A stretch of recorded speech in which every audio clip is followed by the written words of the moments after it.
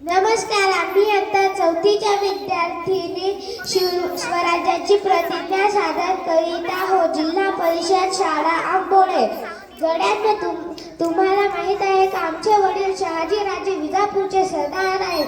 त्यांनीच आम्हाला इथल्या जहागिरीचा अधिकार दिला आहे. सर्व कसे छान चालले आहे, पण गड्यांनो आम्हाला यात मुळीच आनंद वाटत नाही. सुलतानाच्या वधजारीवर आपण संतुष्ट राहावे का? दुसऱ्यांच्या अवजडीने आपण पाणी प्यावे का? आपल्या चारही बाजूला अनेक राजवट्या आहेत. त्याच्यामध्ये सारखी युद्ध चालू असतात. त्याच्यामध्ये आपली माणसं नाहक मारली जातात. कुटुंबाचे कुटुंब देशोधडीला लागतात. इतकं सोचूनही आपल्या पदरी काय तर गुलामगिरी. सांगा, तुम्हीच सांगा, वताराच्या लोभाने आपण हे असे चालू द्यायचे का? बोला बालराजे बोला, आपल्या मनोदय आम्हाला सांगा.